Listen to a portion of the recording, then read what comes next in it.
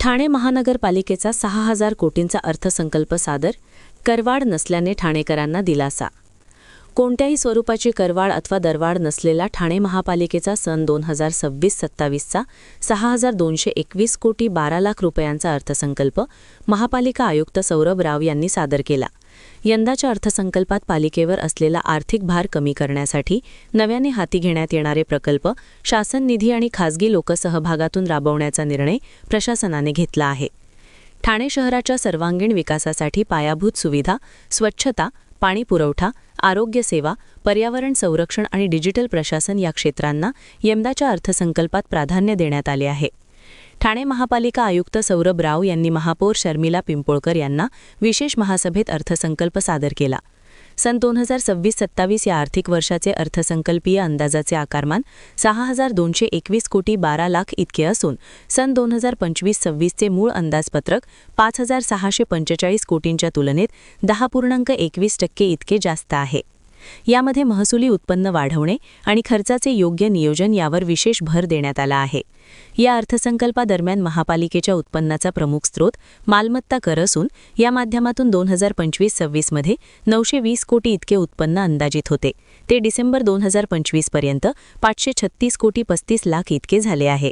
तसेच 2026-27 या आर्थिक वर्षात मालमत्ता कराच्या उत्पन्नाचे अर्थसंकल्पीय अंदाज 1,200 कोटी इतके प्रस्तावित आहे. विशेष महासभेत अर्थसंकल्प सादर करण्यात आला.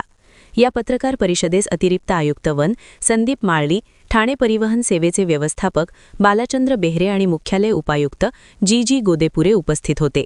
दरम्यान ठाणे परिवहन उपक्रमाचे 2026-27चे 791 कोटी 86 लाखांचे मूळ सेवेचे अंदाजपत्रक परिवहन सेवेचे व्यवस्थापक बालाचंद्र बेहरे यांनी महापौर शर्मिला पिंपोळकर यांना सादर केले.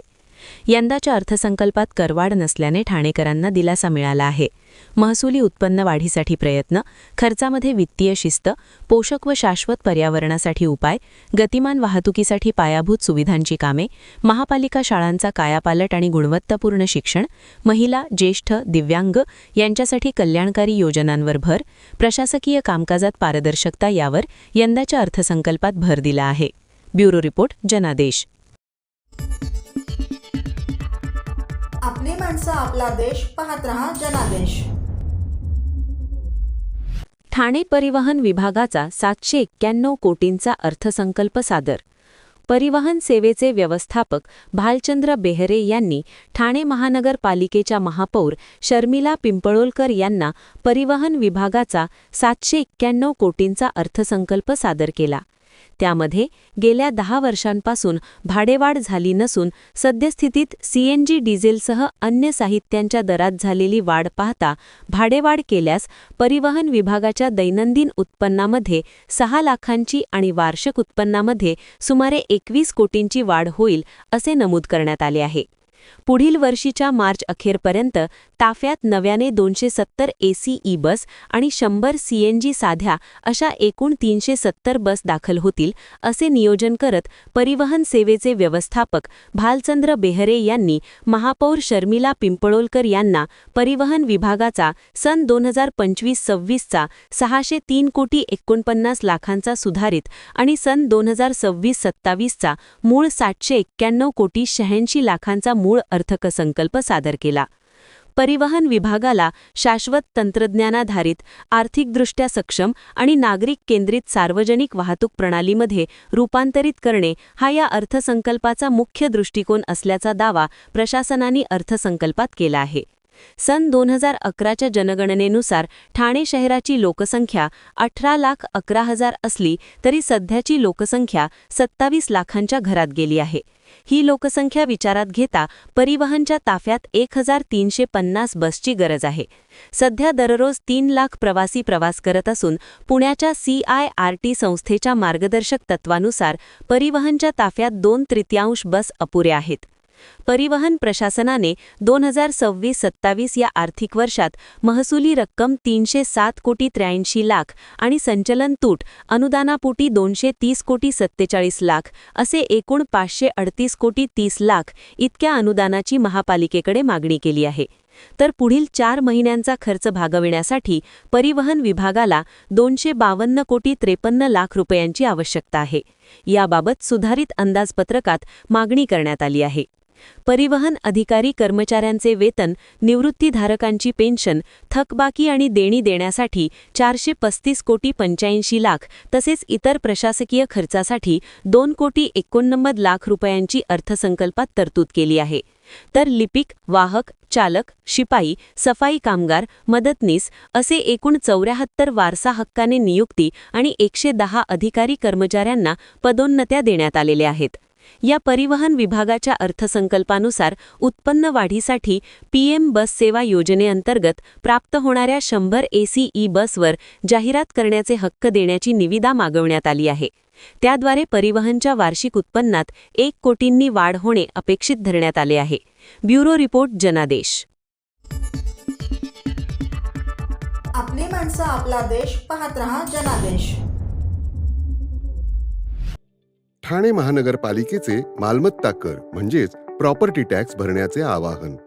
सन 2022-23 या आर्थिक वर्षाचे मालमत्ता कराचे म्हणजेच प्रॉपर्टी टॅक्सचे बिल ठाणेकर करदात्यांना महापालिकेमार्फत आर्थिक वर्षाच्या सुरुवातीस म्हणजेच माहे एप्रिल 2022 मध्ये देण्यात आलेले आहे. तथापि अद्यापही काही करदात्यांनी मालमत्ता कर महापालिकेकडे जमा केलेला नाही. सध्या आर्थिक वर्षाचा अंतिम टप्पा सुरू झाला आहे. मालमत्ता कर वसुलीसाठी महापालिकेतर्फे कडक कारवाई हाती घेण्यात आली आहे.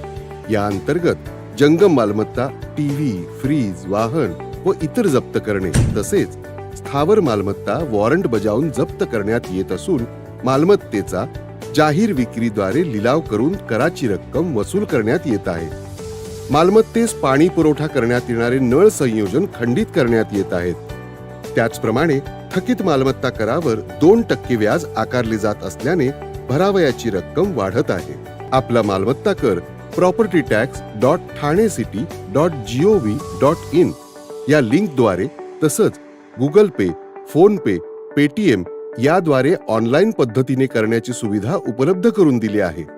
शनिवार, रविवार व सार्वजनिक सुट्टीच्या दिवशी नागरिकांना मालमत्ता कर भरणे सोयीचे व्हावे याकरता महापालिकेचे मालमत्ता कर संलग्न कार्यालय या दिवशी कार्यान्वित ठेवण्यात आलेले आहे.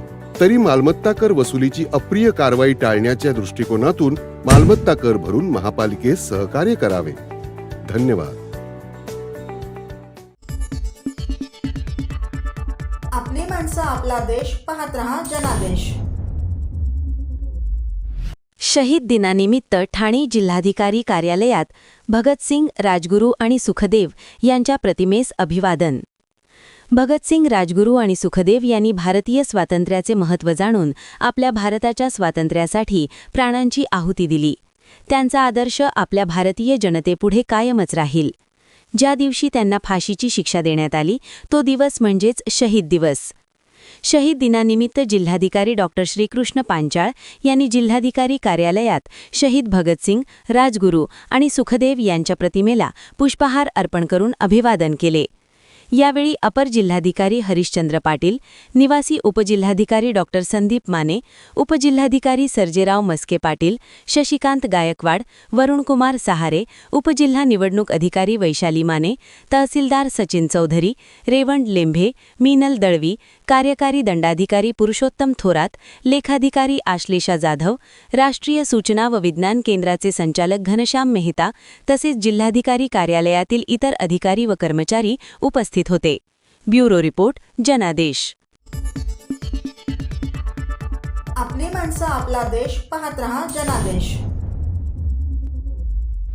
जिल्हा परिषदेत शहीद भगतसिंग, सुखदेव व राजगुरू यांना अभिवादन. स्वातंत्र्य लढ्यात आपल्या प्राणांची आहुती देणारे महान क्रांतिकारक शहीद भगतसिंग, सुखदेव व राजगुरू यांच्या पुण्यतिथीनिमित्त जिल्हा परिषद ठाणे येथे त्यांना भावपूर्ण अभिवादन करण्यात आले. जिल्हा परिषदेच्या पशुसंवर्धन विभागात आयोजित कार्यक्रमात त्यांच्या प्रतिमेस पुष्पहार अर्पण करून कृतज्ञतापूर्वक स्मरण करण्यात आले. यावेळी उपस्थितांनी देशासाठी दिलेल्या त्यांच्या बलिदानाची आठवण ठेवत त्यांच्या विचारांचं अनुसरण करण्याचा संकल्प व्यक्त केला. या कार्यक्रमास पशुसंवर्धन विभागाचे प्रमुख, जिल्हा उपायुक्त पशुसंवर्धन व दुग्ध व्यवसाय डॉक्टर वल्लभ जोशी, सहाय्यक आयुक्त पशुसंवर्धन व दुग्ध व्यवसाय डॉक्टर कीर्ती डोईजोडे, जिल्हा परिषदेचे अधिकारी व कर्मचारी मोठ्या संख्येने उपस्थित होते. सर्वांनी एकत्रितपणे या अमर क्रांतिकारकांना अभिवादन करून त्यांच्या कार्याचा गौरव केला. ब्युरो रिपोर्ट, जनादेश.